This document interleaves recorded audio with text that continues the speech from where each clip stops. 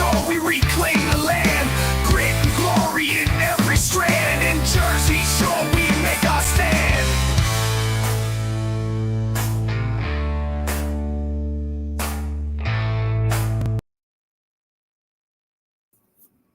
Hello, everybody, and welcome back to another episode of the Jersey Shore podcast. That's S-U-R-E because we are always shore. Now, I have a special guest that's coming on tonight, and we'll talk about the issues that he's going to bring up that are very important in the second segment. But before we get into that, I just want to let you guys know, I think I might have screwed up with the title, the episode title that's on here. It was from last week. So it says, but the title of this episode is Trump brings world peace. Will Democrats ever bring peace to America? So that's the title of this episode, and we have quite a few segments to get through, and let's have at it. So, again, my breaking news is going to be in my monologue because this is we're at a historic moment. So, ladies and gentlemen, tonight we aren't just covering another news cycle. We're standing before a turning point in history. What just unfolded in the Middle East is nothing short of miraculous. For the first time in my lifetime, an American president has secured peace, not by appeasement, not by weakness, but through diplomacy, strength, and sheer will. Donald J. Trump has done what no one thought possible. He brought the hostages home from Hamas, brokered a ceasefire, and declared the era of an endless war over. In his address before the Knesset, he said, "The skies are calm, the guns are silent, the sirens are still, and the sun rises on a holy land that is finally at peace." He called this moment the historic dawn of a new Middle East. And make no mistake, this kind of leadership, that this is what history will remember. Not the kind that hides behind bureaucracy or polls, but the kind that reshapes the world. I mean, think about what he's endured to get here. From the fake Russia hoax orchestrated by Clinton and Obama, to the weaponization of the Justice Department, to endless indictments, smear campaigns, financial attacks, and even assassination attempts. They threw everything at him to break him, but he never stopped fighting. Never for America or anybody else. While they tried to destroy him, he kept building. And I am a builder, so I kind of enjoy that. I look at Trump and I'm like, all right, yeah, I appreciate what he does. He's trying to build things because that's what I do for a living. He kept building, a movement, rebuilding our economy, rebuilding faith in this country. He fought to win an election against all odds, and now that victory gives him power to fight for something even greater, world peace. And that, in my lifetime, that is a great thing. Hopefully it holds up. But this isn't just another headline. It's one of the most historic achievements of any American president in modern history. Donald Trump is showing the world that peace doesn't come from weakness. It comes from strength, conviction, and a deep love of country. He wants to leave behind a legacy, not of chaos, but of peace and life. And that is something no globalist, no corrupt prosecutor, and no fake news outlet can ever take away from him. And by the way, if you've seen even MSNBC and CNN, they are praising him for this finally. And he talked about that in his speech. So we're gonna have a lot of clips to go over, but I couldn't cut them all. But if you guys want to see his speech, it was pretty good. And speaking of legacies, later in this episode, I'll be joined by my guest. In the first segment, Carlos Camacho Jr., New Jersey ambassador for Veterans of America First and co-founder of the SS United States Preservation Foundation. He's sounding the alarm on what he says is a shocking plan to sink the historic SS United States, a ship built by American hands with American pride and linked to our veterans' national heritage. He's going to walk us through lab results, video evidence, and what he believes this could be one of the biggest environmental oversights in recent history. So you don't want to miss that conversation. It's going to be good. Then we'll bring it home to the New Jersey elections, as always. This is Jersey Shore. So where we fight for integrity, leadership, and accountability is, and it's just getting started. This is Jersey Shore. This is America's voice. And tonight we're telling the truth loud and clear. So let's bring on our, well, actually, let me play a clip first of Trump, part of his speech, and I'll bring on the guest. After 2 harrowing years in darkness and captivity, 20 courageous hostages are returning to the glorious embrace of their families, and it is glorious. 28 more precious loved ones are coming home at last to rest in this sacred soil for all of time.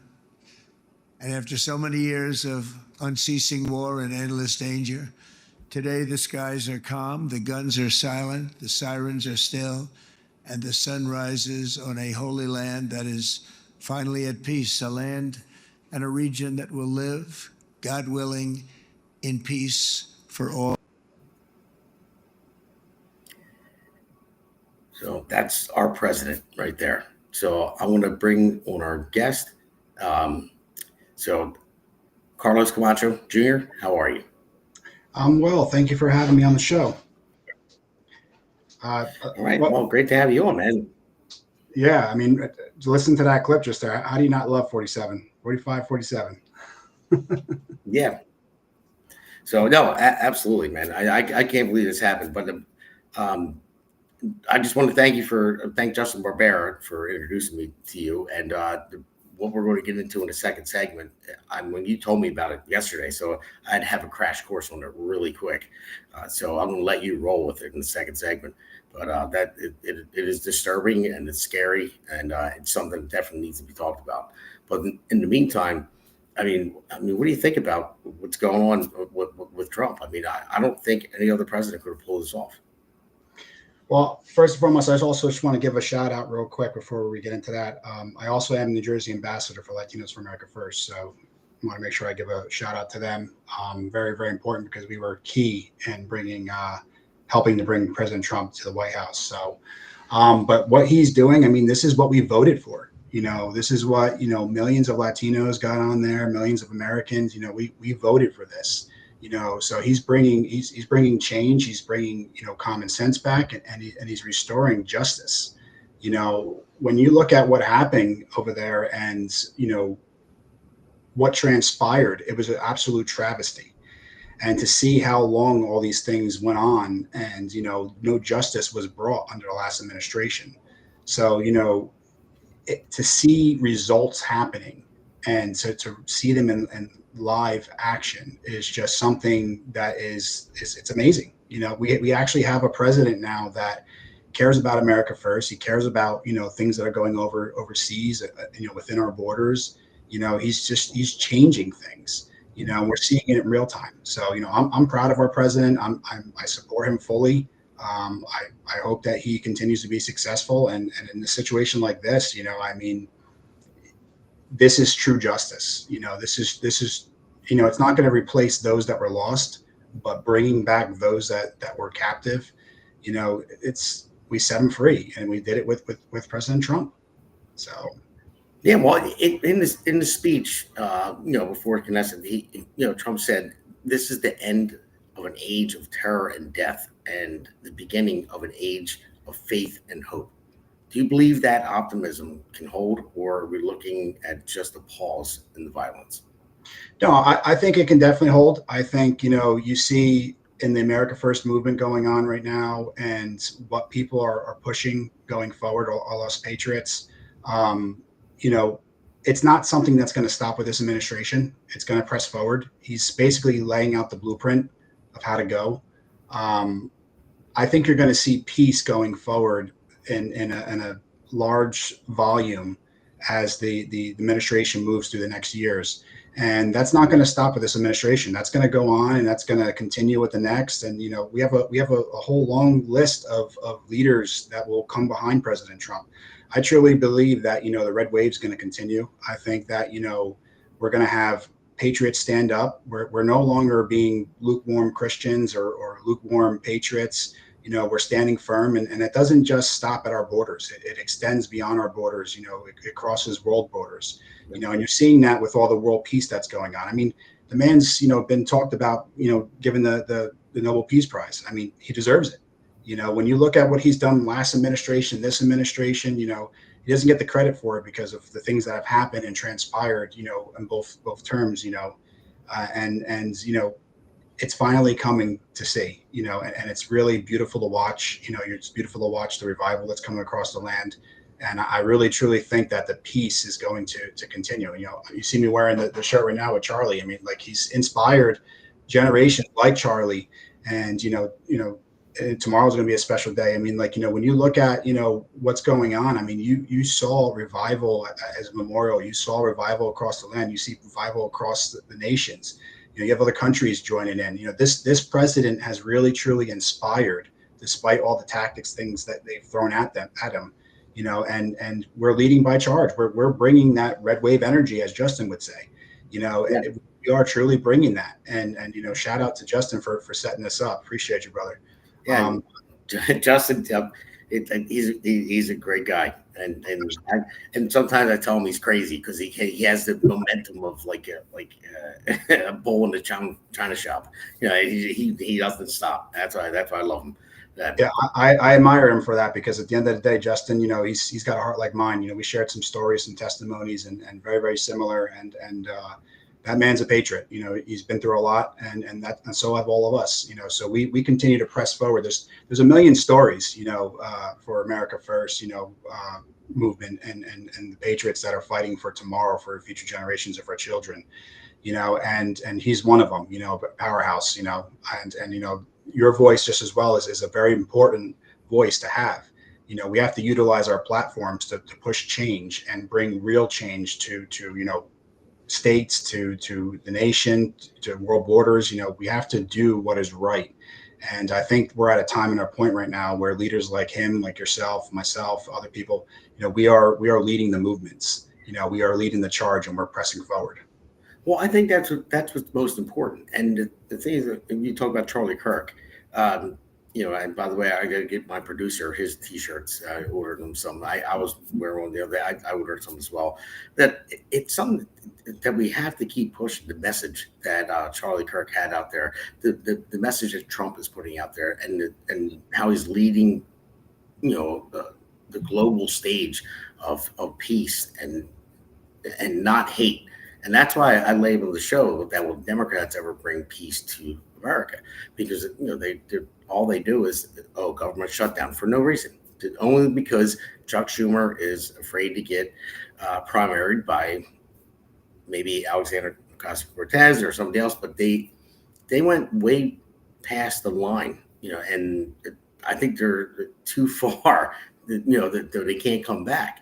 So with everything going on, I think that with the way we're pushing this message and what you're doing and what I'm doing, but my producer, what this network is doing, and this podcast is doing, I think it's very important, because people need to hear this stuff. And I think the movement is going forward. It's a very important thing, and I see it happening everywhere. I see Scott Pressler the other night, and I was talking to him, and he posted a bunch of stuff, saying, "Hey, we're flipping Jersey red," and he's labeled like all the amount. I think it was like 170,000 people in New Jersey flipped red, from Democrat to Republican. Well, it's a big deal. Like 2.5 million people across the nation that flipped red, because we're not the party of hate. And one thing I want to tell you too, I had somebody post something on my Facebook page, and it was an article, and it was kind of against like something that I said on the podcast. So I reached out to her and I said, "Hey, listen, would you like to come on my show?" And she said, "Absolutely." And it's the first person, I'm assuming she's a Democrat, because of the way she wrote her words. But there's nothing wrong with what she said. It's her opinion. But it's the first time I had a Democrat that is willing to come on my show and have a dialogue. And that was Charlie Kirk's thing. If you don't have a dialogue, then you have violence. And she lives in Texas. She's a grandmother. and I can't wait to have her on, get it scheduled. But I think things are moving in the right direction. They absolutely are. And when you speak about Charlie, when you see what he did with the little time he's did it with, and where he started from, and where it's going now. I mean, the torch has been passed to Erica and the rest of Turning Point USA and the millions of Americans who are following suit. It's given us a platform to stand on finally, and to actually hold debates. Granted, things didn't turn out too well. We're all still mourning Charlie's passing. Nobody should ever have to deal with that. I don't care if you're a Democrat, a Republican, independent, whatever, any walk of life. That should never occur. And at the end of the day, it's been a real experience to really learn when you die on your sword. When you go out there and you follow what God's leading you to do, you preach His word, His message, and you stand with conviction, and determination, for pride in your nation. And that's what Charlie stood for. He touched millions of youth and other individuals of different ages and stuff. And he left a lasting impression, and one of the things that stuck with me was on a podcast one time, he sat there and talked about how do you want to be remembered? And he asked, what do you mean if I die? His answer was simple. He's like, I want to be remembered for my courage and my faith. God's the most important thing in my life. And I think that's one of the principles that we've lost, when it comes to faith, is that, a lot of us aren't willing to do the right things. We're worried about the backlash, what it's going to, do to our reputation, so on and so forth. But Charlie and millions of others who he's inspired, they continue to go forward, including myself. And we fight against establishment. We fight against wrongdoings. We fight against anything that is unbiblical, anything that harms our children. We do it with sheer determination, despite what may come our way, because that's the American way. That's why our country 250 years ago was founded. We believed in a principle and a concept, and we broke away and we gained our independence through faith. We had faith in, even with a start of small numbers, we grew a nation, so 250 years later, we look at this underlying American fire that's burning across so many different Americans. And, Charlie really exhibited that, and he left a message, a blueprint, so to speak, going forward for us to follow. And you see it happening throughout stadiums across the world, in parades, you name it. Absolutely. Yeah. Wait till tomorrow. I mean, watch what comes tomorrow. I guarantee you, watch what comes tomorrow. It's going to be breaking news. It's important what we do with the time we have, and we have to make sure that we're utilizing our gifts. We're utilizing what we're giving, our God-given gifts, and make sure that we're doing it appropriately. And and I think that's where Democrats lost themselves, is that, they've essentially are living through outdated blueprints, Absolutely. So, I mean, the Democrat Party of our grandfathers is not today. It's no, it is not. It's not your parents' Democrat Party. I used to be a Democrat. I was told to be one. My parents were too, but they're all Republican now because they went crazy and insane. But before I wanted to talk about the government shutdown, but I just wanted to touch on that. Like after Trump was, I think when he was shot, in the ear, and he stood up and said, fight. You hear him talk about, getting to heaven. He's like stuck on that. He's like, but it was one of the most moving things I've ever heard that he said today. I don't know if I'm going to get to heaven, but I'm trying to do my best to help people. I mean, to have that, like, not him saying I'm going to get to heaven because I did this. He said, I don't know if I'm going to make it there, because everyone has flaws. But he said, I'm just trying to do what's best for the people. And I think that after he was shot, it changed him, he's different than, the first term in president. I mean, he's still the same in a lot of ways, but that where he trolls the media and all that stuff, but and everything else. And he still has that strength. But I think he's looking at life a little bit different. And he almost died that day. And then he almost died again when they tried to assassinate him the second time. Luckily, his shot wasn't fired that time. But yeah, I think that's the difference. But I wanted to get into, we have a few minutes left in this segment. I want to get into a couple of clips about the shutdown. So let's play the first clip. So as everyone here and around the world are celebrating all this incredibly good news, yet again, we have a split screen. And on the other side, there's currently ongoing bad news here because of the costly political games that are being played by Democrats here in Congress. We're now on day 13 of the Democrats' Schumer shutdown. This marks the third week that Democrats have blocked paychecks to our troops. They've blocked pay for 2.2 million federal workers, and they held critical services that the American people rely upon in limbo. At least they've tried to block those checks. We are so very grateful that President Trump, again showing strong leadership, has stepped up to ensure that our troops are going to be paid on October 15th, while we wait for Democrats to stop holding the country hostage. So there you go. Another thing that Trump is doing, he's not blocking the checks. But we're going to get to two more clips after this with John Fetterman, who's a Democrat, senator from Pennsylvania, who I thought was, when he had the stroke, I'm like, how is this guy getting elected? But he recovered fully from the stroke. I don't agree with all his policies, but he's common sense. I'm going to play these other clips right now, and we'll talk about it at the end of the segment, and we'll get into your most important segment after this. So Okay. Let's play the next one. Absolute elation. How can we all celebrate this thing? You've had human beings held underground for over 2 years and tortured and beaten and starved, forced to dig their own graves and things. Now they can finally come back home. And now everyone should be celebrating these things. And clearly the Palestinians are, and people in Israel are too.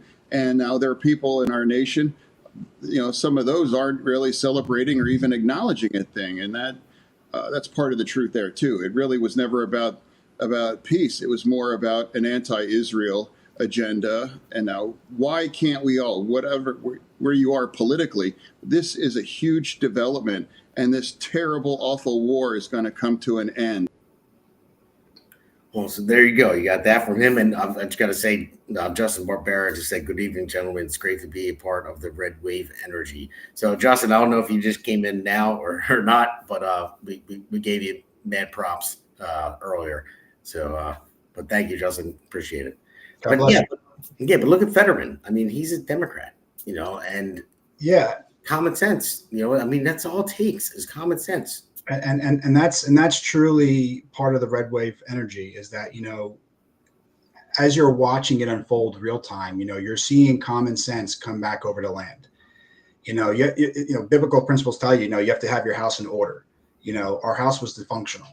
There was all this crazy stuff going on, but common sense is finally coming back over America, and things are changing. And, I used to think a certain way about Fetterman.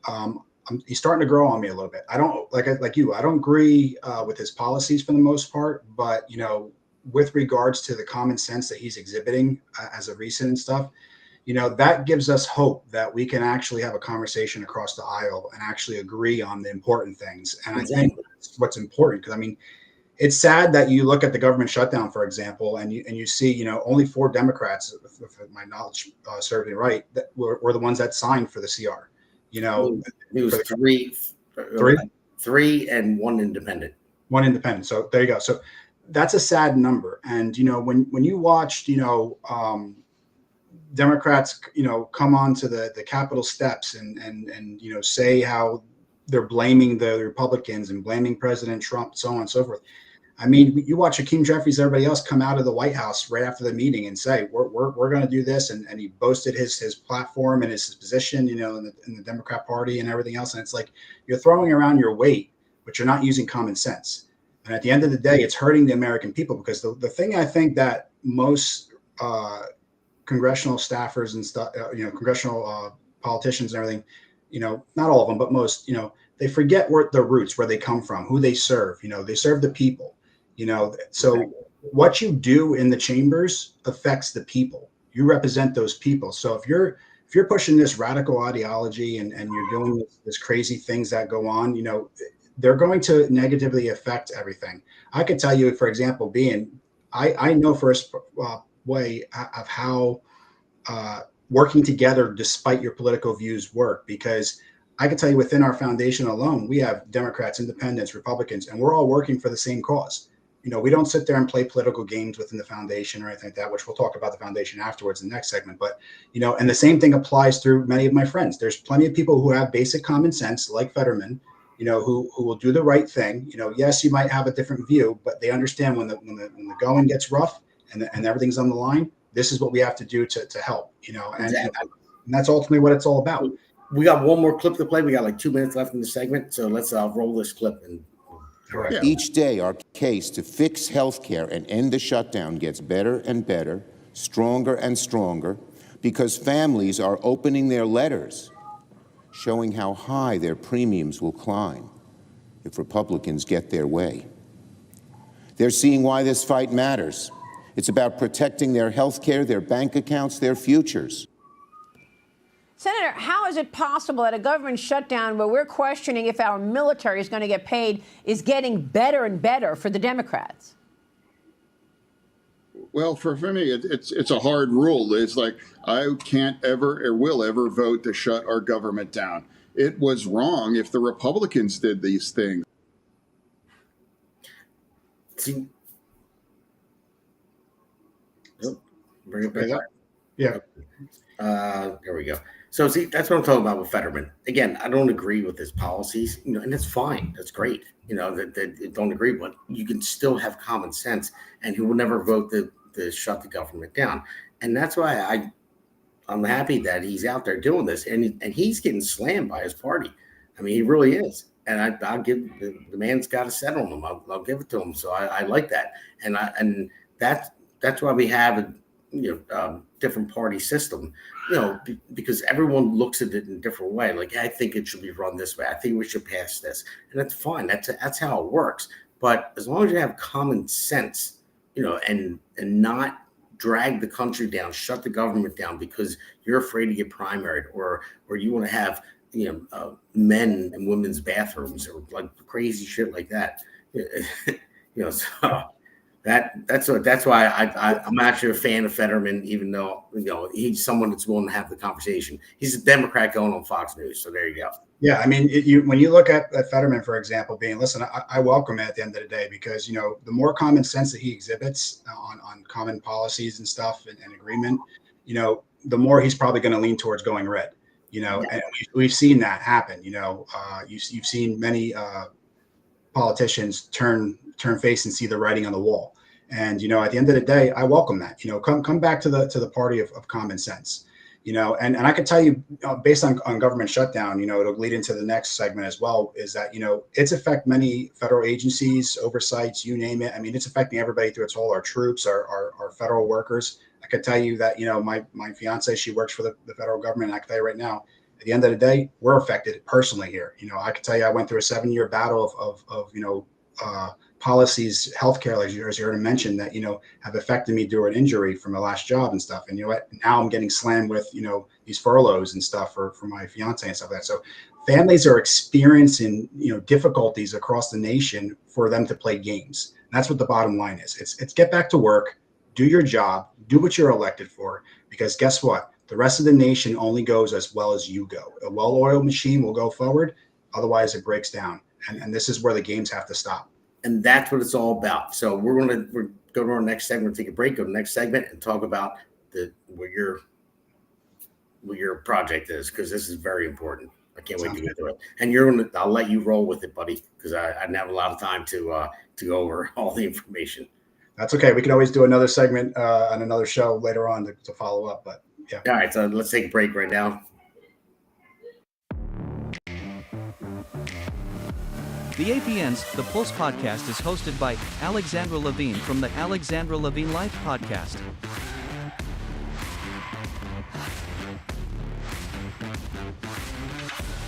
And Damon Galdo from the Jersey Shore podcast.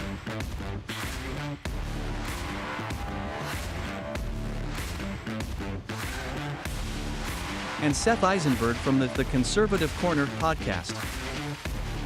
Also, there will be 2 additional guests on every episode. The Pulse is live every Wednesday at 8 p.m. Yeah, so that's the Pulse when we have multiple podcasters and guests that come in on Wednesday at 8 p.m., which is a cool one. So maybe even join one of those and talk about this again, or talk about whatever you want. But so here we go. This is Toxic Waters, the SS United States controversy. So talk about this ship. Do you want me to play the first clip first? Yeah, go ahead and play the first clip. I guess I guess we'll find out which topic we're talking about, because there's many. In just a few days, the SS United States will set sail for its final voyage down south, where it will be sunk as an artificial reef off the Florida Gulf Coast. We caught up with the world's top ship sinking expert, who also created the world's largest artificial reef, about what this mission will entail. Captain Joseph Farrell will with Resolve Marine says crews will check the tides for the best time to begin its journey. He says the SSUS will have to move away from the dock at high tide, which is expected to happen on Thursday, and then go under the Walt Whitman Bridge during low tide around this time Friday morning. It'll take about 2 weeks to travel to Mobile, Alabama, and the historic ocean liner, the fastest ever to cross the Atlantic Ocean, will be cleaned, the interior scrapped, and rid of any toxins or asbestos. And once that process is complete, it'll be moved off the coast of Destin, Florida, to be sunk, which Captain Farrell says is difficult for those who know the vessel and its history. It's going to be challenging to watch it sink below the surface, but its afterlife, its next life is going to be longer than this, what it's been doing, to be honest. And it's without a doubt the best thing going, because now you'll have an ecotourism thing, you'll have the divers, it'll provide jobs, but the proliferation of the sea life, the fish, is just exponential. So there's no way there's anything better that could have been decided than to have this ship sunk as an artificial reef. Yeah, Captain Farrell led the sinking of the American aircraft carrier USS Oriskany in 2006 off Pensacola, Florida. It holds the title of the largest artificial reef in the world, and that is until the SS United States breaks that record a year or 2 from now, once it's finally complete. So a couple things. Number one, I'm born and raised in Philadelphia, but I live in New Jersey now. So I've seen that ship. And 2, I didn't know there was experts in sinking ships. I didn't even know that was a thing. Number 3, it said it's going to remove the wall toxins and all that. So before they sink it. So have at it. Yeah, I mean, there's a lot to unwrap there. So first and foremost, that video that you saw was some false propaganda. And the reason why I say that is because, as he's talking about comparison between the USS Oriskany, which he sunk prior, which, by the way, is still leaking toxins in the Gulf of America, contains some aluminum toppings that are on top of her flight deck, while not entirely, but sheeting rather. The county's closely resembling what they're trying to do to the Oriskany. They're trying to take the title from the Oriskany. This is essentially for meaningless profit and meaningless titles, by the county. Let's just be honest. They got the ship for a garage sale for $1 million from the SS United States Conservancy when it was back in Philadelphia. That's who owned the ship prior. They fell on hard times, and at the end of the day, were basically forced out by a judge. And this is where the county swooped in, and they were like, hey, this is what's going to happen. And I got the actual opportunity to get on that ship and help light the ship with a few others, which you've probably seen the pictures, the red, white, and blue, and the green for the Green Eagles victory and stuff. And at the end of the day, this is a magnificent ship. This ship is literally 30% of our 250 years as a nation. She literally represents 30%. She's over 70 years old. She was started construction in 1950, launched in 1952. On her maiden voyage, she broke the speed record for transatlantic crossing, fastest ship ever in both directions. That title she still holds to this day in 2025. She took that from the RMS Queen Mary, which is in Long Beach, California, which, by the way, we are funding to preserve England's Queen with our own taxpayer dollars on American soil. So when you think about America 250 right now, and we're celebrating America's 50, we're in one sense we're drowning our greatest ship ever built. Our last American ocean liner left in existence in our U.S. Merchant Marine flagship, and then in the other we're lifting up England's Queen. How ironic, the irony in that we're celebrating our breakaway from England, but yet we're upholding their queen. So that's an interesting concept in itself.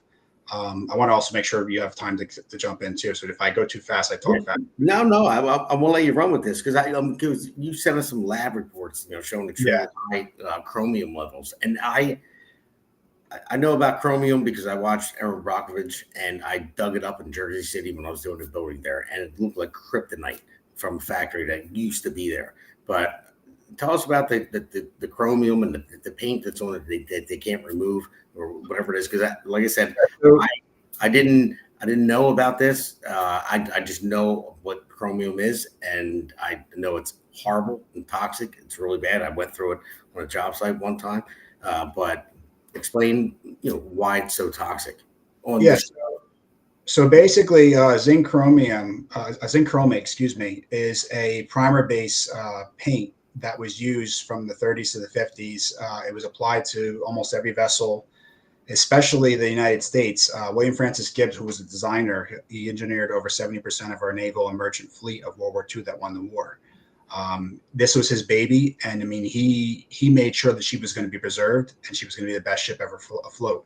So, in that being said, he used a lot of aluminum. She was uniquely constructed, and basically on all over the aluminum structures that are on the ship, all over the steel. You're talking the external hull paint under the waterline, on the superstructure, all the internals. You could find for anybody watching, you can find all this publicly online if you search SS United States Interior, and you'll see it even on the exterior photos of the ship where it's bleeding through yellow paint. This is that yellow, bright, like you talked about, kryptonite looking paint. Within that paint that's zinc chromate, it has hexavalent chromium CR6, which is the same makeup that Aaron Brockovich went against in her historic case. What's important about that is that this is 1 million square feet on this vessel, externally and internally, that has this stuff coated on it. This is a 990-foot vessel. It's over 100 feet longer than the Titanic, to give you a reference for those that don't know. This is a massive, massive ship, and it's coated in this. This stuff, like I'll give you an example, I'll read off this document real quick. To give you an idea, this is from our findings from York Laboratory Analysis. Well, if you want to bring up any of the, if you have any of that to the producer, if you want to bring it up, we'll put it up on the screen. Okay. Yeah, let's do that. So just call it out as you see it. So that's actually the what you just saw there. Okay, we'll go back. Yep. We'll skip that one for now. That's the UXO talk. We'll talk about that in a minute. It's going to be the other one with the fountain. Keep going. Keep going. Keep going. Keep going. Go, go, go. If you don't have it up, that's not a big deal. I can send it ahead for another time. Yeah, or anybody can contact me and we'll talk about it. But basically, hexavalent chromium, particularly CR6, is observed in concentration of 4,520,000 parts per billion. That's a scientific term. Well, is that parts per billion? Parts per billion. That's just CR6 itself. Yeah. So that, to give people an idea of this, the Environmental Protection Agency, EPA, drinking water standard is only 100 parts per billion. The World Health Organization, WHO, drinking water standard is only 50 parts per billion. This exceeds the EPA standard by 4 orders of magnitude and the WHO by 5. That's just hexavalent CR6. That's a hexavalent chromium CR6 that's on there. There's also 2 other factors within this toxin, this zinc chromate. There's also trivalent chromium, which is CR3. That's the next level down. Now, CR6 is the highest. CR3 is like midway. The observed concentration in 11,300,000 parts per billion and exceeds the EPA standard by 5 orders and the WHO by 6. Total chromium observed concentration is 15,800,000 parts per billion, exceeds EPA standard by 5 orders or WHO by 6. That is a ticking time bomb. Yeah. So, this is what's found in there. They're claiming that even the recent post, they just posted on, if you go to my Okaloosa.com, and if you go to the Okaloosa County, Florida page on Facebook, you'll see they just put a post out, and they're claiming that the top 4 decks are fully remediated of this. Yeah. That's all nonsense. There's no way to do this. And the reason why I say this is, and you probably understand this, is that when hexavalent chromium is applied, it is as a chemical bonding with the steel. So essentially, what happens is there's a chemical reaction with the alloys and then stuff, and it basically adapts to the steel, becomes part of the top layer of the steel. So in order to get rid of this stuff, you have to literally sandblast this thing, or water blast it, jet blast it. You have to go down to bare steel. That means, and this is where the false narrative comes in with them, is that means in order for them to deploy the ship, you cannot see red, white, and blue on the exterior of her hull, because this is stuff that's found in the 1952 paint schedule that is under her 16 layers of service time paint on the exterior. And you can't sync it with the stuff that's inside, because you literally see it on every square inch of the inside of the vessel. So in order to even get the hull, the water line, you have to put this ship into dry dock. You're talking millions more months of remediation. You have to contain this stuff. I mean, it's let me see. I want to just read you something real fast. So while you're looking it up, I did it. Well, we said 16 layers, it's probably 16 mils thick of paint. We do that with fireproofing paint too. Yep. So it's very thick, so it's hard to get off. But I did another job up in Newark, and it was an old school that was abandoned, and they were knocking it down and building a new project there. And we had to basically it had asbestos in there a lot, so we couldn't go in and take it out. So knocking it down, we had to take it down piece by piece and have fire hoses keeping the particles down. And we had monitors all over the place, and we had to wrap everything in plastic in the trucks that hauled them out. So it's a big ordeal. That was asbestos, and now this is chromium. The chromium, yeah. So there still is asbestos in some areas of the ship. Most of it's been remediated prior and other times, but there's things that are hidden behind joinery work, in certain areas of the ship, and so on and so forth, as well as other different toxins that are there. But let me read you something on CR6, and I sent this ahead to you guys, but I'm going to read it to everybody on the line. Hexavalent chromium CR6 is a toxic compound found in zinc chromate primer used throughout the SS United States per the 1952 paint schedule. It is chemically bonded to the steel and aluminum, not just surface applied, and exists under every layer of paint from keel to top deck, including under the superstructure coatings. The total affected area exceeds 1 million square feet. Okaloosa County publicly admitted on video that they learned of CR6 on September 2nd, 2025, when we introduced it to them. Yet they claim that the top 4 decks are fully remediated and the ship will be deployed by December. That is physically and scientifically impossible. In March 2025, shortly after arrival in Mobile, Alabama, because she's in Mobile, Alabama now, they began removing all windows and portholes, leaving the vessel fully open and exposed to the elements for months. The containment barriers, negative pressure systems, or HEPA filtration have not been documented, which are standard requirements for CR6 remediation. Live feed cameras, which can be found on Fox Walla and other different areas down there in Okaloosa, show recent images of the original white, black, and red paint still intact, including zinc chromate coatings. The keel and underwater hull cannot be accessed without dry docking, which has not occurred.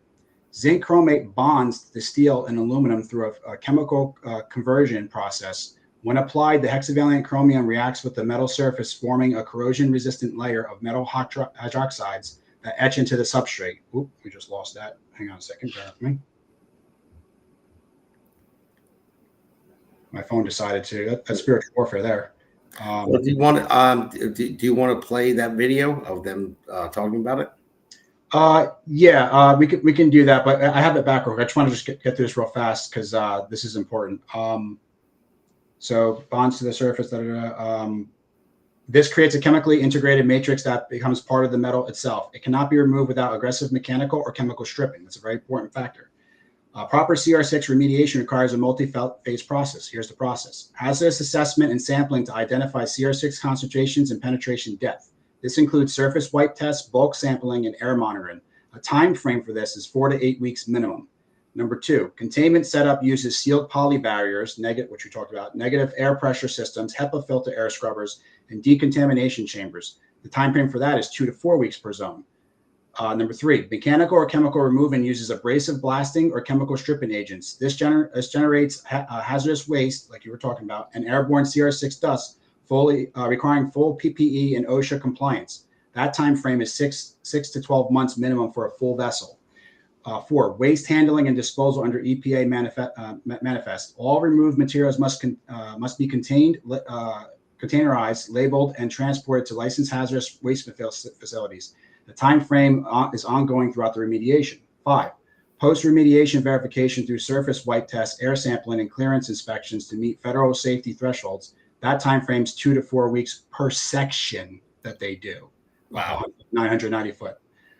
This process takes 12 to 18 months minimum for the vessel of this scale. Their total budget is 10.1 million that they've allocated for budgeting. Now, this is the important part, but only 7.228 million was allocated for remediation, transportation, and deployment.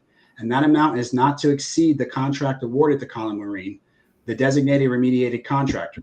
That vessel is nowhere near sufficient to that figure is nowhere near sufficient to cover a full CR6 removal, containment, hazardous waste disposal, and regulatory compliance. This also does not include the heavy volume of lead paint, base paint, which we have also laboratories for, used throughout the ship's construction, which requires separate hazardous abatement procedures. Lead paint removal involves full contaminant, HEPA filter, air systems, PPE, and EPA regulated waste handling, nor does it address the mercury gauges that are still present on board, which must be removed intact, sealed in vapor-tight containers, and disposed of under Resource Conservation and Recovery Act, RCRA. The materials cannot legally or safely be deployed with the vessel. Mercury, well, there's more to this, but I'll leave it for now and I can follow it up later. But I mean, you see, it's a very extensive process. There's a lot of toxins. I want to be able to get to the videos and stuff where the commissioners admitted back on September 2nd that they had no knowledge prior to this. And now in doing that, with what I just read you now of hexavalent chromium and how long it takes to do all these processes, there's no way from September, we're now in October, that in 2 months from now, when they're talking the end of 2025 deploying, that they're going to have any of this stuff done appropriately. It's not scientifically or physically possible, So let me ask this before we go to the video of them talking about it and pretty much pantsing themselves. So what effect would this have if they sunk it with that? What effect would it have to anybody swimming there? Any fish? Like sea life or anything like that. So because we had to cut the videos down, we're not able to hear our agents talk about it on record because we only really focus on the commissioners. But we can always put them up later. Yeah, or another episode, whatever. Yeah, but so we spoke about it. They answered, and what happens with this is that what's important to know is that they're promoting this as a fishing habitat for artificial reef. They're saying to be good for the environment, which goes back to that gentleman talking in that last video when we opened up. They're promoting diver tourism on the ship. Even their natural resource officer is talking about how they're going to swim in the center of the ballroom. Now, mind you, this is in 180 feet of water, 20 miles off Destin Fort Worth. Now, in that being said, that's subject to dissimilar metal and galvanic corrosion because there's 2,100 tons of aluminum in her superstructure alone, which is the largest aluminum structure man-made ever since before the World Trade Center was created. Then you talk about the hexavalent chromium, which will leach into the environment because the ship becomes a saltwater battery. Now, when it comes to saltwater battery, it leaks into the water and it contaminates the fisheries around it, contaminates the Gulf down there. What will essentially happen is that the vessel will become a ticking time bomb. If hurricanes hit it, she'll start shredding apart. The aluminum that's attached to the steel structure on the superstructure itself will become a sacrificial anoid, and it'll actually break down and it'll open up diver safety areas as well as pollutants. So it's going to become dangerous for divers. They don't have any public hyperbaric chambers in play right now. They haven't even planned that. The closest one that they have to that is Eglin Air Force Base, which we'll talk about that after. But Eglin Air Force Base is for military use only. You can't use for public for hyperbaric chambers. So if anybody gets the bends or anything like that, it's not happening. The closest one is over 2 hours away in Mobile, Alabama, where the ship is now. So that doesn't meet the threshold of saving lives in a time conservative situation. And the hexavalent will be, you can, if you're a diver, it'll uptake in your suit and in your skin. That'll poison give because it's a highly carcinogenic property. So it's very dangerous when you come to contact with it. This vessel is not dangerous above the water because it's been for 70 years fine because you can contain it. You can't contain it once you dispose into the water. There's no treatment process that you can do to keep ongoing maintenance. So that they're creating an environment that's not already there. And what will happen with that is that the fish will uptake it in their gills. It'll go in their organs. It'll kill, any kind of coral that might, develop anywhere near there. And one of the biggest things where this becomes a national emergency in the United States and as well as the world is that, seafood from the Gulf to table does not respect state lines. Seafood will go across state lines. It'll come here to New Jersey. It'll go to other different states throughout the nation. It'll also go across world borders. It'll also cause a problem where the Gulf environment will become poisoned. Now, think about this from a perspective. What would happen to our economy with that? Would our seafood import? Yeah. So here's the thing. So if we think about this from the America First initiative, right, where we're trying to do everything homegrown and American built, American made, self-sufficient, so on and so forth. If you think about the Gulf seafood situation, well, guess what? If it becomes contaminated, that forces us to now depend on foreign seafood supplies. So what does that say for America First? What does that say for our economy? What does that say for a lot of different factors that will be undermined by this action? And now what's important to note is that President Trump, if you're listening, doesn't know about what's going on right now with this because they haven't brought this out to the public. This hasn't been raised, unless we brought it up, in public meetings. There's been no public discussions. You'll see in the video in a minute, they admitted that they never knew about this up until this point. And even one of the commissioners will state in the video, they say that, why hasn't the federal government become? Listen, it is not our job to hold your hand to do the right thing. You are creating an environment. You have a responsibility to the environment, to the public safety, and the rest of the community, both within your county and nationally, to do the right thing when you introduce something that's not supposed to be sunk. Period. And at the end of the day, yeah. And so, listen, I told you can have at it this entire segment because you hit me with all the information yesterday. There's too much to go through. Great job, and you can come back on again to talk about this as well. Yeah, we're running kind of tight on this segment. Yeah, let's just play the. But we'll play that video in a second. But you're right about we'll have to go to China or anywhere else to get our seafood. We already have 90% of our pharmaceuticals that we need are made in China. They can hold us hostage any minute, whenever they want to. So, and then they can hold us hostage over food as well. So that's a problem. I'm glad you're bringing it up. But yeah, if you want to roll this video right now, we can. Yeah, let's roll. This is their response. Okay. I pose a question to this board. Hang. Air Force Base knows the danger, and they acknowledge it. Will this board acknowledge the danger of unexploded ordnance around their reef sites? Thank you. Thank you. I don't have a question for you, but I will thank you for bringing that up because it does echo, again, kind of, yes, sir. These are charts, maps, and some of the I would print it out the full document, but I don't think you guys want 800. It does. Thanks. It does echo the value of the partnership that we have with Eglin. And the opportunities that we've had to be able to discuss location, which they've been a very integral part of. As far as the UXO goes, thanks for making that known as well, because I think it's good for the public to hear, because it's the area we live in.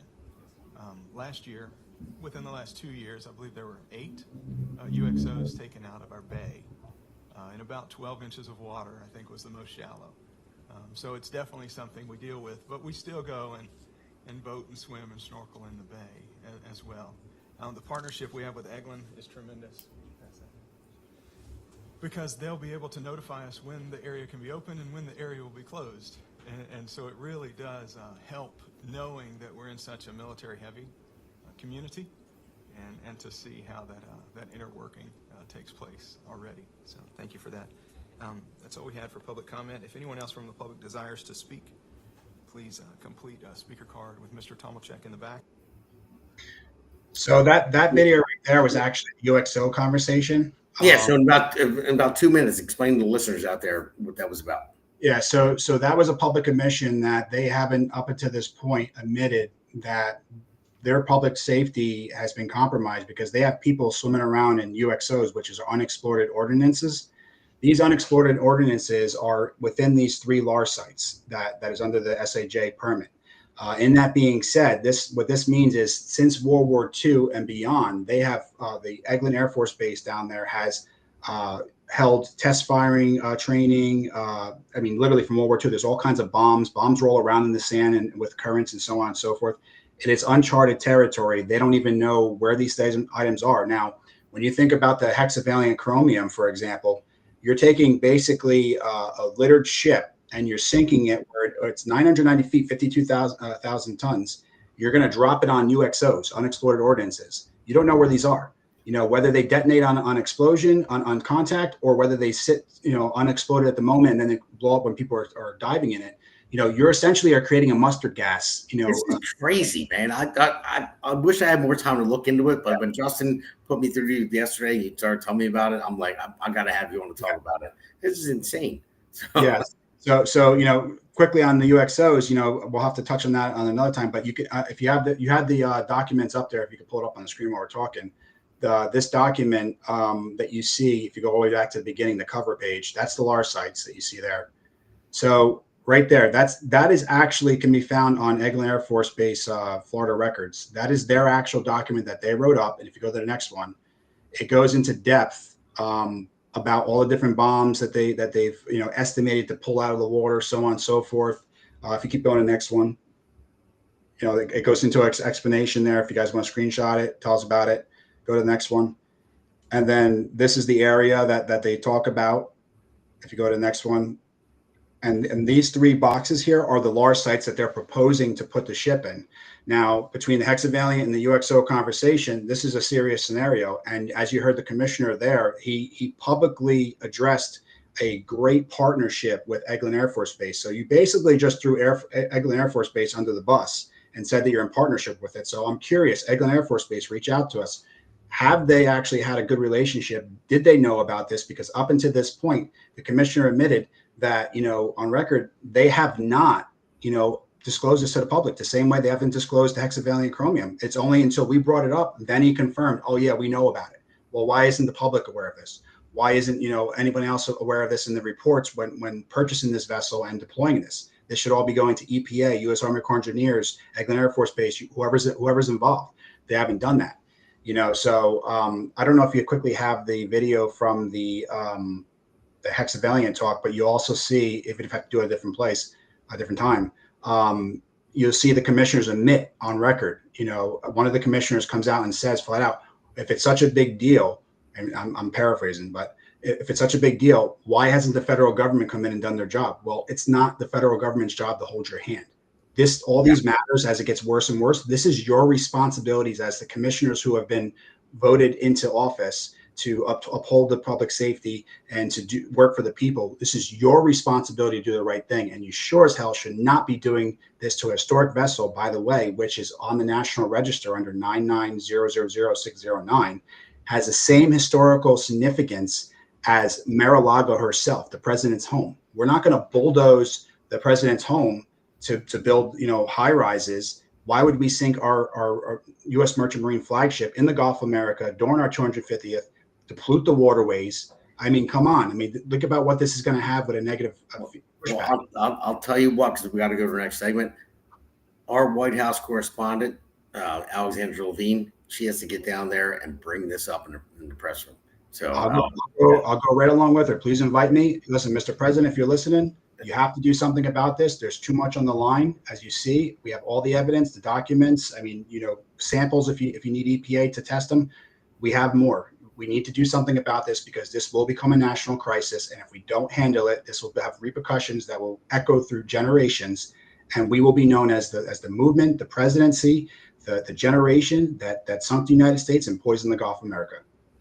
All right, like I promised, I'll let you have at it in this segment and explain to everybody about it. We're going to go into our next segment. We're talking about Jersey politics and what's going on with the governor's race. But we're going to take a quick break, and we'll be right back. Sounds good. America's Pulse Network. The mainstream media is bought and paid for. The truth is twisted to fit their agenda. But America is waking up because podcasts are the future for trusted media. Welcome to the America's Pulse Network. It is a network built by patriots that upholds the Constitution. The America's Pulse Network stands for God, truth, and the America First movement. There is no corporate propaganda, no government spin, just real news, real talk, and real voices fighting for faith, freedom, and the future of this great nation with common sense. Here are some of America's Pulse Network podcasts. Alexandra Levine Live, hosted by Alexandra Levine. Jersey Shore Podcast, hosted by Damon Galdo. The Conservative Corner, hosted by Seth Eisenberg. APN's The Pulse, hosted by Alexandra, Damon, and Seth. So tune into America's Pulse Network on the following social media platforms: X/Twitter, Rumble, Truth Social, Facebook, and YouTube. Join the revolution. Because the pulse of America beats for God and country. America's Pulse Network is for faith, family, freedom, and truth.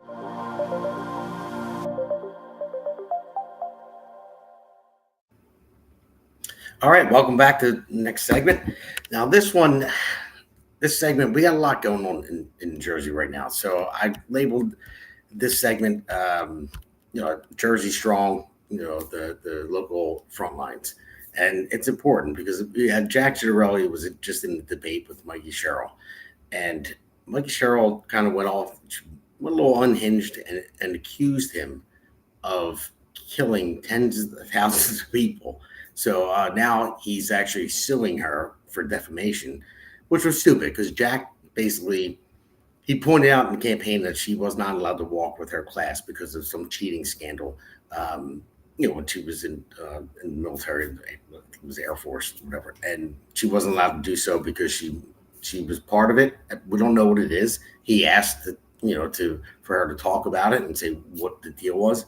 And then she kind of lost it in the debate. And then turned around and accused Jack Ciattarelli of killing tens of thousands of people because of an investment he made and some type of app with opioids. I have no idea what it was, but he didn't kill anybody. Is the point. So let's play the first clip for this Hammer segment.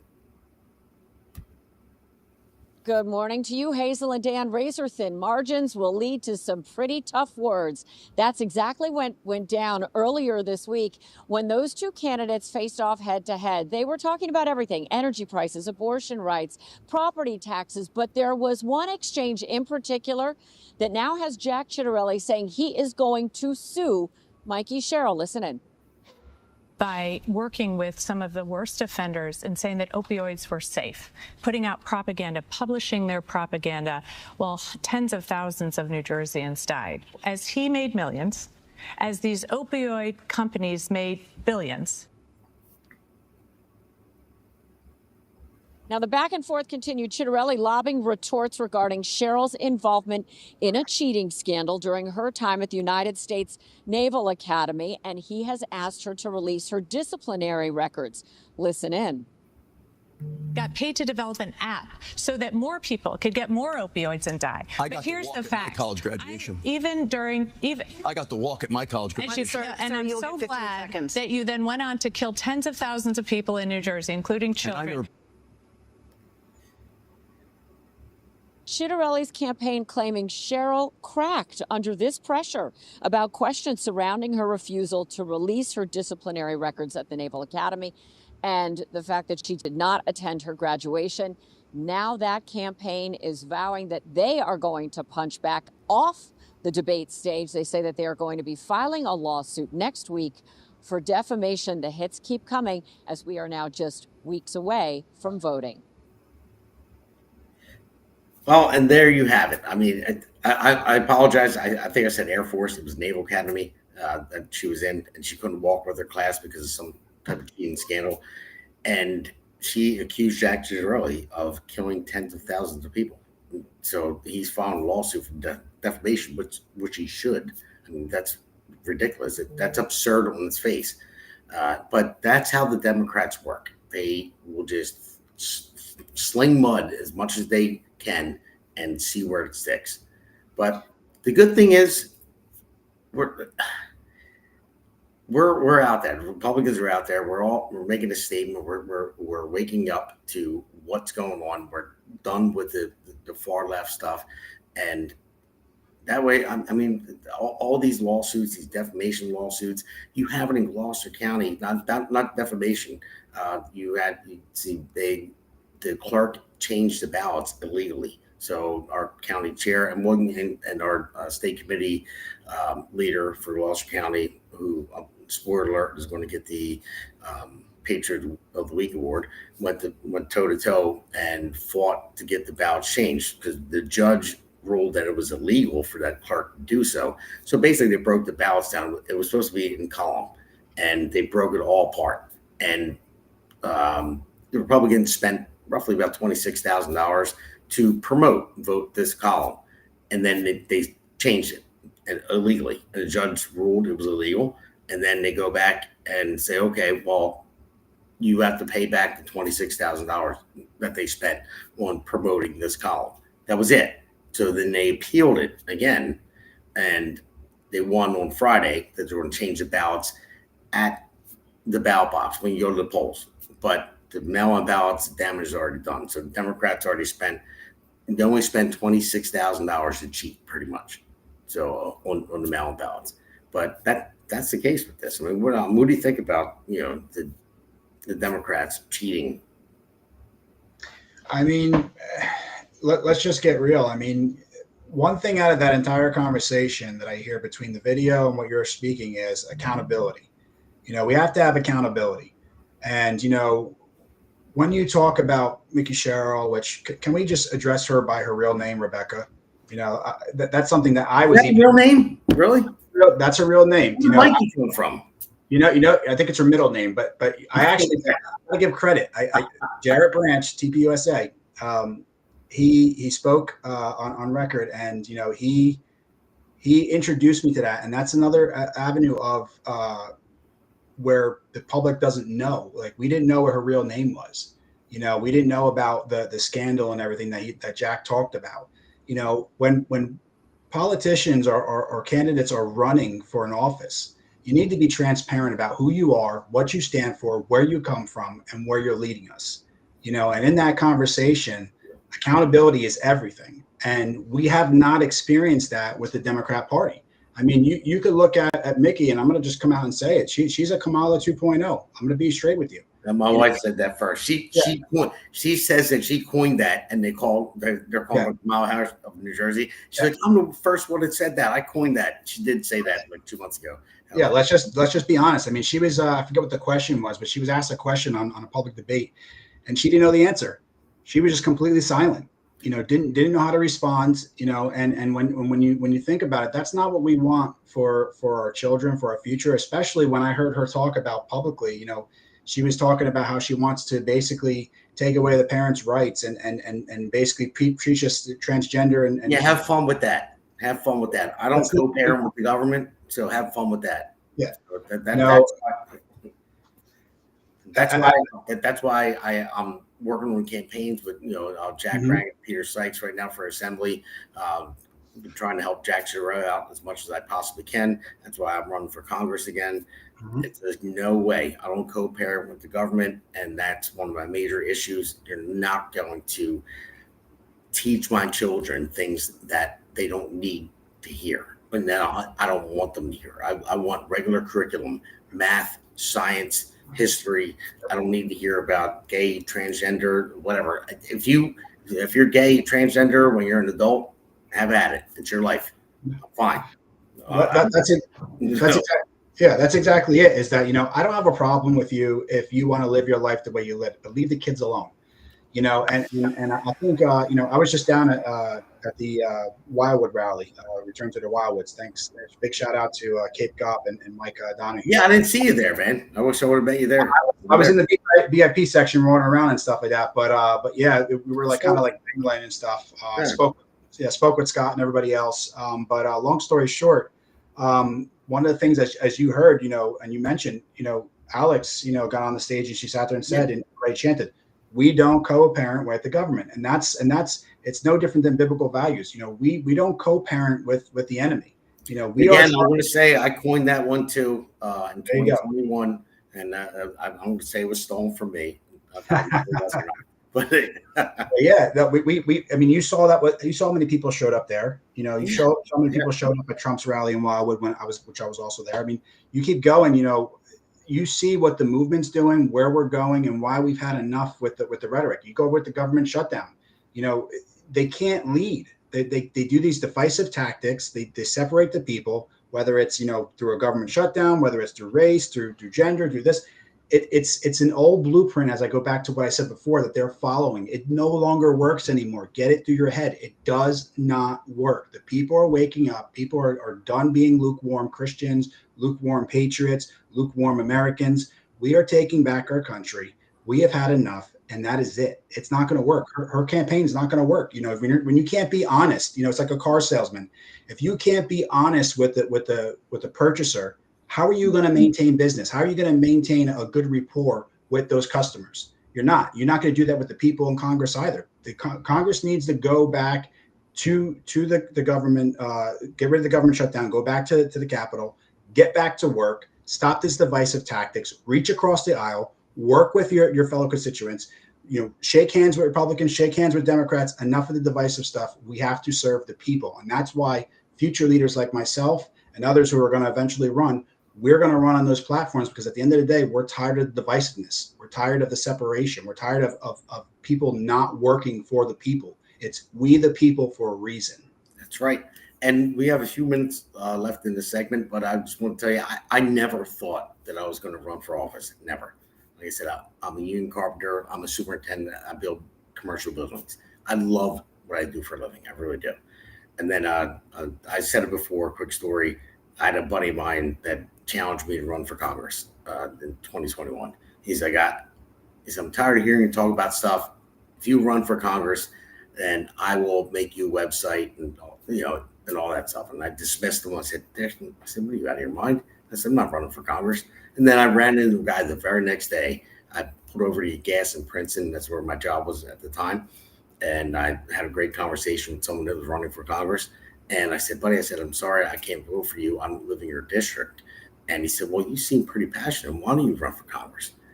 And I'm driving home on 295, and I'm like, that's two people 2 days in a row challenged me to run.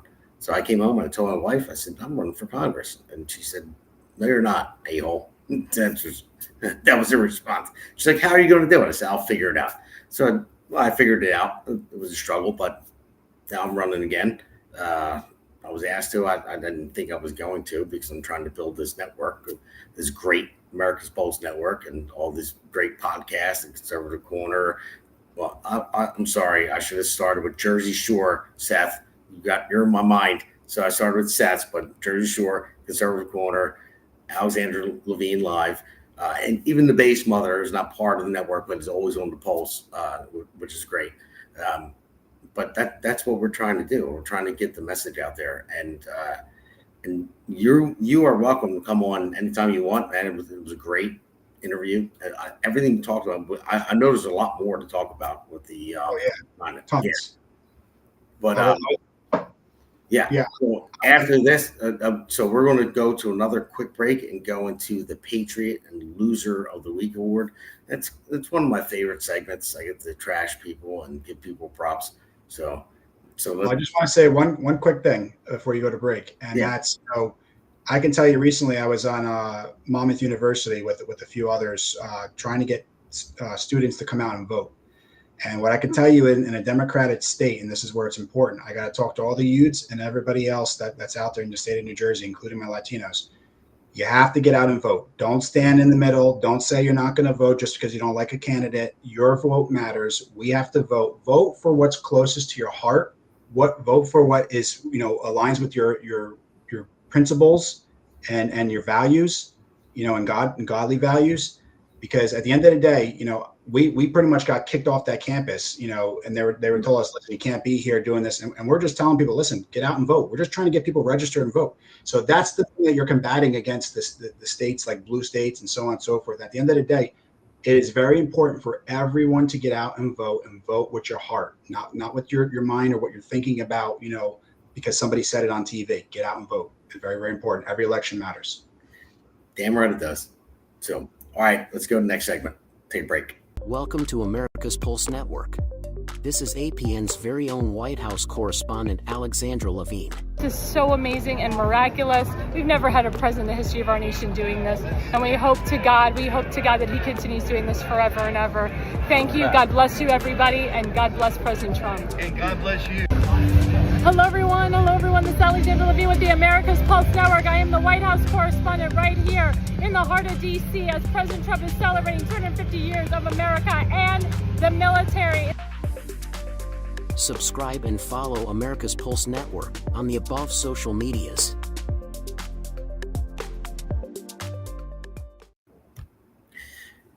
All right, everybody, welcome back to our last segment here. This is a quick one that we always go through. It's going to be the Patriot Loser of the Week award. So the Patriot of the Week, we're going to go into that and talk about Marla, and let's go. Let's just roll that one first, and we'll go through it.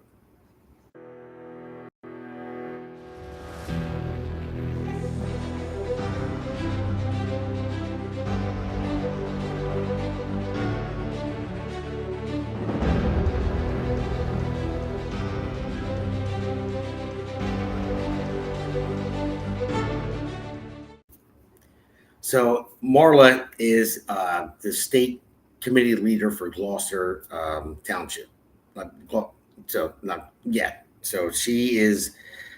She had a big battle with this with our chair Adam Wingate, with what I talked about earlier, when they changed the ballots and they only ruled that it was illegal and paid the money back, but then they appealed it and then they won. They're going to change the ballots, and go to the polls.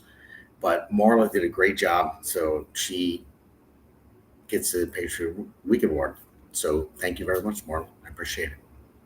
So then I want to go to Loser Week. Loser Week is, I think it might be 2 weeks in a row that I'm giving it to him. This guy, Donald Norcross, he's our congressman in CD1, and he keeps posting videos over and over again calling it the Democrat shutdown. And it's like, come on, man. It's not a Democrat shutdown. There's 53 Republican senators that are voting to open the government back up. They need 7 Democrats or independents, whatever it may be, to open the government up. And he keeps calling it Republican shutdown over and over again. And then he posts today, let me read this real quick. He said, on Indigenous Peoples Day, we honor the history, culture, and contributions of Indigenous Americans. Their strength and traditions continue to shape our nation and our South Jersey community. All right, so Indigenous Peoples Day, it's Columbus Day, so get over it, all right? I know Columbus had problems. Everyone says that he came and, they killed a lot of people, maybe. I don't know. I don't know the whole history, but that's what they say. But either way, the dude found America. He got us here. It's not Indigenous people. When you talk about American Indians, they were actually offended that the left woke changed the Redskins, Washington Redskins name, because there's a big story behind that. That was actually something that they were proud of. And the woke left made them change the name. So hopefully they change it back. But Donald Norcross is a POS. And so let's just roll Loser Week.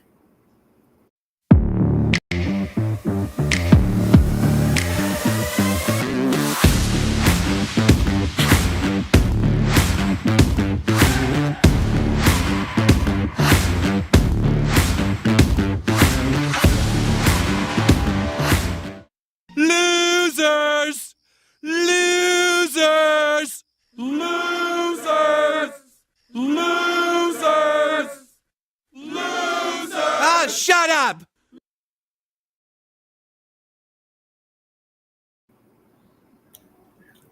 I don't know if you saw that. That's from South Park. You know, I love that clip. But notice it said Fredo. Did you ever see The Godfather? Fredo was his dumb brother. You know, that's Norcross, because George and Philip are the ones that are smart and they keep him in place.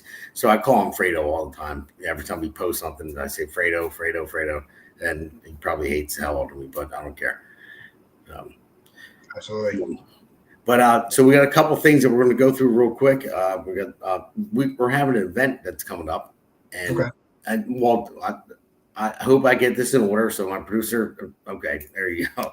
So this is Pennies in Action. If you guys can see it, it's on October 18th, and Pennies in Action has Dr. Zanicki doing immunotherapy, and I'm so glad that Steve DiOrio introduced me to Dr. Zanicki, because my sister has stage 4 metastatic breast cancer, and she is in a trial treatment down in Florida from this, and it's something that's new, a new type of treatment. Stage 4 has never been cured before, but it's actually working for her. It worked for others, so her tumors are being shrunk, and she's doing really good. This is a new type of treatment. So if you guys want to come to this event, you can scan the QR code on there, and also you can contact Steve DiOrio. The number he gave me, I have his number. I don't know by heart, but I'm sorry. Give me 1 second. So bring it right back up. Oh, there we go. So I apologize. So it's 856-515-0322. So it's 856-515-0322. So you can contact him to get tickets to come. It's a fundraiser for this cancer research, and ladies and gentlemen, it's working. It's working for my sister. It worked for a lot of other people. This is a great thing.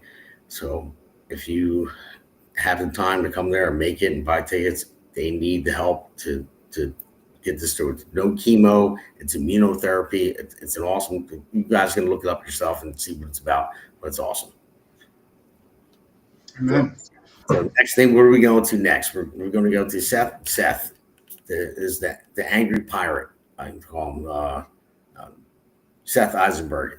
Well, it says Jonah Eisenberg. That's his name, but it's Seth Eisenberg. But he's he was in the hospital a lot. You know, he almost lost his foot, and hospitals are piling up. He's one of our podcasters from the Conservative Corner, and I always say this: he hates that we do this because he doesn't like asking for money. But if you guys can go to that GoFundMe and if you donate $5, $10, $20 if you can, that'll be awesome, because he's still struggling. He was just in the hospital a week ago again. So that's Seth. So next thing, let's go. All right. So this is going to be at Skeeter's Pub in Blackwood. Now we were contacted by Lenny, and he asked us to come to this event, and he made this flyer up for us.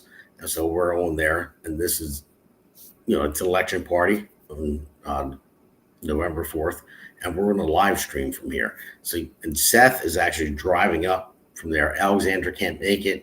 I don't know if Lane is going to come, but it's going to be awesome. We're live streaming the entire event, the whole thing. So I want everyone to scan that QR code there, or there's a number on there too to buy tickets. But buy some tickets. Go to Skeeter's Pub. It's going to be 2 live bands, plenty of food, buffet, and there's going to be us live streaming. And anyone that's there can come up to the table and get interviewed. You don't have to be a candidate for anything. You can just be a voter. So we want to talk to everybody. So it's going to be a good time. We're going to have fun. So you're more welcome to come. So just there's a flyer right there, and you can buy tickets.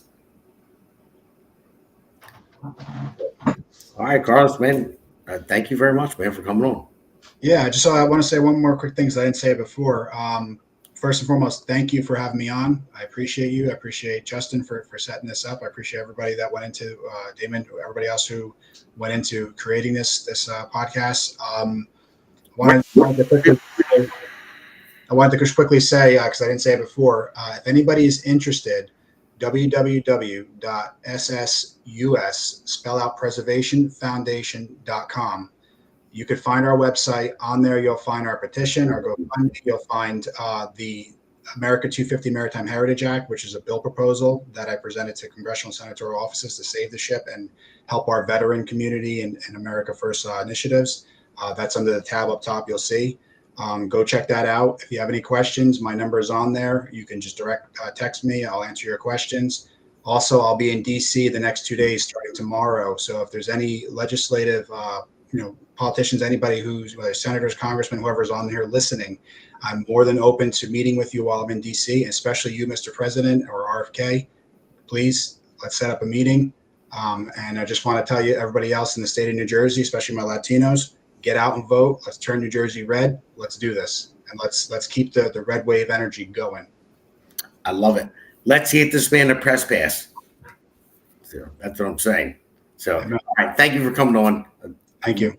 So I really appreciate it. Thank you for all the information you gave us. And I really do appreciate it. I'm sure the listeners will as well. Yeah, let's do it again soon. All right. You got it. Thank you very much. All right. God bless. Good night. I'm signing off. All right.